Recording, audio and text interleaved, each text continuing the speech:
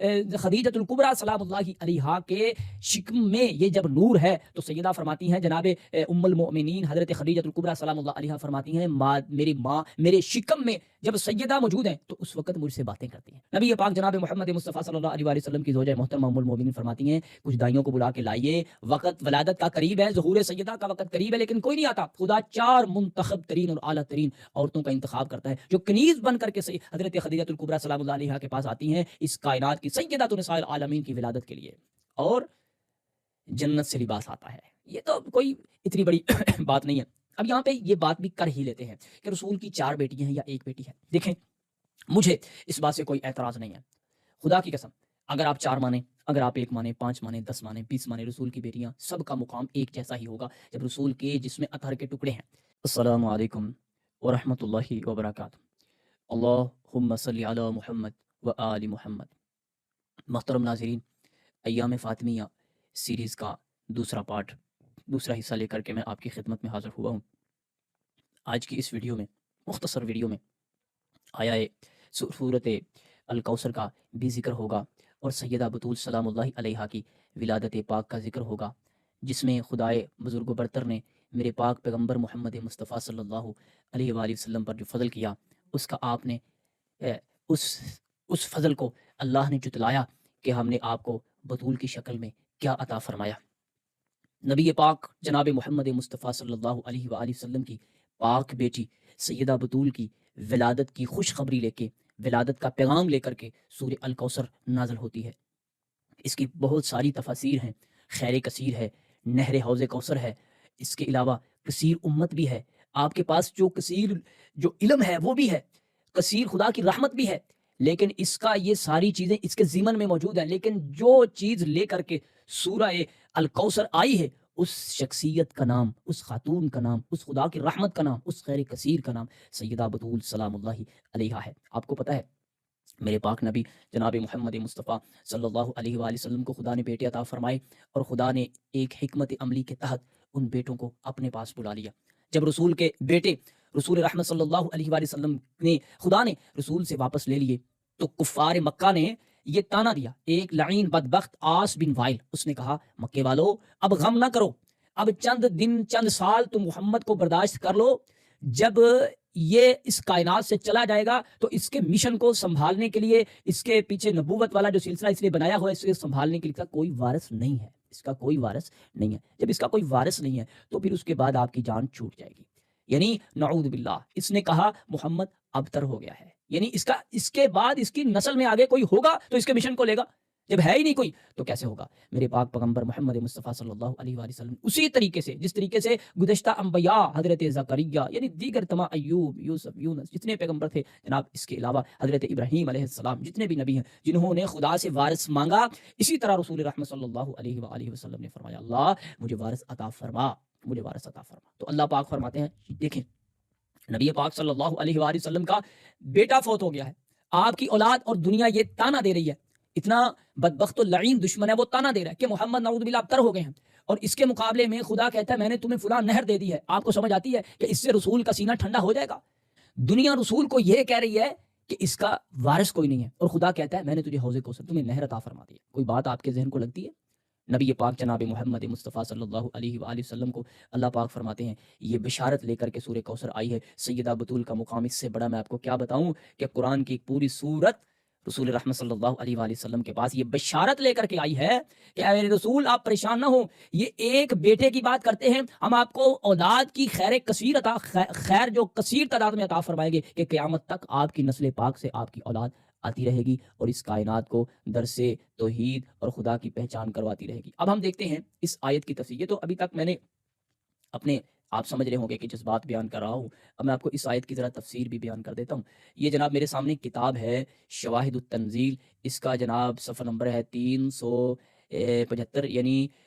375 کا صفحہ نمبر ہے۔ حافظ حسقانی رحمہ اللہ اس کے مصنف ہیں، اور سورت ہے الکوثر، انا اعطیناک الکوثر۔ یہاں پہ ایک روایت ہے، اس کی کئی سندیں بیان کی گئی ہیں۔ اس کتاب پر میں اس لیے بہت راضی ہوں کہ کئی سندیں بیان کی جاتی ہیں، کہ کسی ایک سند پر کسی کو اعتراض ہو تو وہ کرے لیکن اس کے بعد اور بھی اسناد ہیں جس پر کسی کا دل خوش ہو جائے، وہی اس کے لیے کافی ہے۔ یہ روایت ہے فقال الحسین بن علی بن ابی طالب علیہ السلام، یعنی حضرت امام زین العابدین علی بن حسین علیہ السلام فرماتے ہیں نحن اللہ الکوثر وقد نحن اللہ الکوثر، ہم وہ ہیں کہ جنہیں خدا نے الکوثر بنایا ہے۔ اگلی روایت یعنی ہم ہیں کوثر خیر کثیر۔ ان زید بن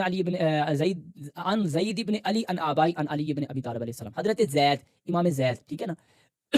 جس سے یہ زیدیہ وجود میں آئے ہیں، وہ فرماتے ہیں زید بن علی، ٹھیک ہے، ان آبائی ہی، اپنے آبا سے یہ روایت کرتے ہیں، یعنی یہ جو سند ہے اس پر کسی قسم کا کوئی خطرہ کوئی شک ہے ہی نہیں، اتنا پاک اور مطہر یہ سلسلہ السند ہے کہ اس پر کوئی شک نہیں ہے۔ ان زید بن علی ان آبائی ان علی علیہ السلام قال رسول اللہ صلی اللہ علیہ وآلہ وسلم ارانی جبرائیل منازلی و منازل اہل بیتی علی الکوثر، رسول رحمت صلی اللہ علیہ وآلہ وسلم نے فرمایا کہ خدا نے مجھے میری منزل، میرا مقام اور میرے اہل بیت کا مقام کوثر پر عطا فرمایا ہے۔ اور پچھلی روایت کیا ہے کہ حضرت امام زین العابدین علیہ السلام فرماتے ہیں خدا نے جنہیں کوثر کہا وہ ہم ہیں کوثر، یعنی رسول پاک صلی اللہ علیہ وآلہ وسلم کی اولاد ہیں۔ اس کے علاوہ اور بھی روایات ہیں۔ نبی پاک جناب محمد مصطفیٰ صلی اللہ علیہ وآلہ وسلم کے پاس یہ پیغام لے کر کے سورہ الکوثر آئی ہے سیدہ بطول کے مقام کو بیان کرنے کے لیے۔ اب آگے چلتے ہیں، کچھ ایسی روایات ہیں جو آپ کی شان میں اتنی نایاب ہیں،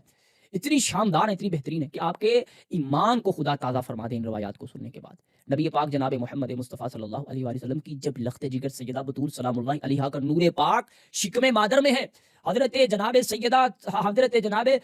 خدیجۃ الکبریٰ سلام اللہ علیہا کے شکم میں یہ جب نور ہے تو سیدہ فرماتی ہیں جناب ام المؤمنین حضرت خدیجۃ الکبریٰ سلام اللہ علیہا فرماتی ہیں میری ماں میرے شکم میں جب سیدہ موجود ہیں تو اس وقت مجھ سے باتیں کرتی ہیں،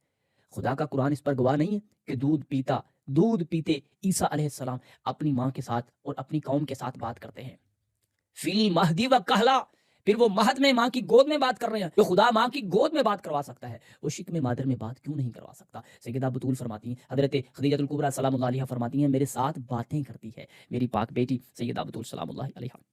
جب آپ کی ولادت کا وقت قریب آتا ہے تو مکے والوں میں کچھ دائیوں کو بلایا جاتا ہے، اور رسول رحمت صلی اللہ علیہ وآلہ وسلم کی مخالفت کی وجہ سے، حالانکہ سن لے لوگوں، یہ سیدہ بطول کی جو پیدائش کا وقت ہے یہ رسول رحمت صلی اللہ علیہ وآلہ وسلم کی نبوت و بعثت سے پہلے کا ہے، لیکن اس وقت بھی لوگ میرے محبوب محمد مصطفیٰ صلی اللہ علیہ وآلہ وسلم سے پریشان ہیں، کس وجہ سے؟ بنی ہاشم کے لوگ نسل در نسل دشمن آ رہے ہیں۔ نبی پاک جناب محمد مصطفیٰ صلی اللہ علیہ وآلہ وسلم کی زوجہ محترمہ ام المؤمنین فرماتی ہیں کچھ دائیوں کو بلا کے لائیے، وقت ولادت کا قریب ہے، ظہور سیدہ کا وقت قریب ہے، لیکن کوئی نہیں آتا۔ خدا 4 منتخب ترین اور اعلیٰ ترین عورتوں کا انتخاب کرتا ہے جو کنیز بن کر کے حضرت خدیجۃ الکبریٰ سلام اللہ علیہا کے پاس آتی ہیں اس کائنات کی سیدۃ نساء العالمین کی ولادت کے لیے، اور جنت سے لباس آتا ہے۔ یہ تو کوئی اتنی بڑی بات نہیں ہے۔ اللہ اکبر، میرے پاک پیغمبر محمد مصطفیٰ صلی اللہ علیہ وآلہ وسلم کی پیاری بیٹی۔ اب یہاں پہ یہ بات بھی کر ہی لیتے ہیں کہ رسول کی 4 بیٹیاں ہیں یا ایک بیٹی ہے۔ دیکھیں، مجھے اس بات سے کوئی اعتراض نہیں ہے، خدا کی قسم، اگر آپ 4 مانیں، اگر آپ 1 مانیں، 5 مانیں، 10 مانیں، 20 مانیں، رسول کی بیٹیاں سب کا مقام ایک جیسا ہی ہوگا جب رسول کے جسم اطہر کے ٹکڑے ہیں۔ دیکھیں، رسول کی بیٹیاں حضرت سیدہ بطول سلام اللہ علیہا کی بیٹیاں بھی تو رسول کی بیٹیاں ہیں نا، حضرت زینب الکبریٰ سلام اللہ علیہا، زینب بنت علی، حضرت ام کلثوم بنت علی، حضرت جناب رقیہ بنت علی اور سیدہ فاطمہ الزہرا سلام اللہ علیہا، یہ 4 بیٹیاں کس کی ہیں؟ رسول کی ہیں نا۔ 3 بیٹیاں علی کی ہیں اور 1 بیٹی رسول کی، یہ بھی تو رسول کی بیٹیاں ہیں۔ اس کو ماننا اگر ہم مانتے ہیں تو پہلے رسول کی بیٹیاں جو اسے کیوں نہیں مانتے؟ 4 ہیں یا 1 ہے، اس پر ہم قرآن کا فیصلہ لیتے ہیں، قرآن کا فیصلہ آپ خود کر لیں، میں اس بات پر اختلاف کرنے کو عقل مندی سمجھتا ہی نہیں ہوں، ہم قرآن کا فیصلہ لیتے ہیں، آپ کی خدمت پر رکھتے ہیں۔ نبی پاک جناب محمد مصطفیٰ صلی اللہ علیہ وآلہ وسلم کے بارے میں یہ فرمایا جاتا ہے کہ بعثت سے پہلے آپ نے اپنی 2 بیٹیوں کے نکاح کافروں کے لڑکوں کے ساتھ کیے ہوئے تھے 2 بیٹیوں کے نکاح کیے ہوئے تھے، اور اس کے بعد اللہ نے رسول رحمت صلی اللہ علیہ وآلہ وسلم کو بیٹے عطا فرمائے اور بیٹے فوت ہو گئے، اور کفار مکہ نے، عاص بن وائل لعین بدبخت نے رسول پاک صلی اللہ علیہ وآلہ وسلم کو یہ تانا دیا کہ اب کیونکہ اس کا بیٹا نہیں ہے کوئی تو یہ ابتر ہو گیا ہے، یہ اس کے بعد اس کی نسل نہیں چلے گی۔ تو میں آپ سے یہ سوال کرتا ہوں کہ اس کے بعد خدا نے رسول کو بیٹا دیا؟ جب اس کے بعد رسول اللہ صلی اللہ علیہ وآلہ وسلم کی نسل آگے چلتی ہے، الکوثر کا پیغام آتا ہے، خیر کثیر آتی ہے، اور حضرت امام زین العابدین علیہ السلام فرماتے ہیں وہ خیر کثیر ہم ہیں، تو کیا وہ نسل رسول کے بیٹے سے چلی ہے؟ کائنات اس پر گواہ ہے کہ وہ نسل رسول کے بیٹے سے نہیں چلی، وہ ایک بیٹی سے چلی ہے۔ تو میرا یہ سوال ہے پھر عاجزانہ کہ بیٹیاں تو رسول کی پہلے بھی تھی، تو کفار مکہ ابتر کیوں کہہ رہے تھے؟ وہ بھی تو رسول کی بیٹیاں تھیں نا، ان کے شکم سے پیدا ہونے والی اولاد ان سے بھی تو نسل چل سکتی تھی۔ کفار مکہ اب تک کیوں کہہ رہے ہیں؟ یا تو کہیں کہ اس کے بعد رسول کی نسل جو ہے اس کے بیٹے سے چلی ہے، تو میں کہوں کہ پہلے بیٹیاں تھیں اگرچہ، لیکن نسلیں تو بیٹوں سے چلتی ہے۔ خدا نے اس کے بعد بھی دی، الکوثر سیدہ بطول دی، اس کے شکم پاک سے، اس کی نسل پاک سے رسول کے بیٹے آتے ہیں۔ تو پھر بیٹیاں تو رسول کی پہلے بھی 3 تھیں، تو دنیا اب تک کیوں کہہ رہی تھی؟ اگر آپ کے پاس اس سوال کا جواب ہے تو ضرور دیجیے۔ تو یہاں پر اس بات کا بھی، یہاں پر یہ بات بھی واضح ہو جاتی ہے کہ رسول کی کتنی بیٹیاں ہیں۔ انشاءاللہ دوبارہ ملاقات ہوتی ہے ایام فاطمیہ سیریز کے اگلے پارٹ میں۔ اللہ سے دعا ہے اللہ مجھے اور آپ کو سمجھنے کی توفیق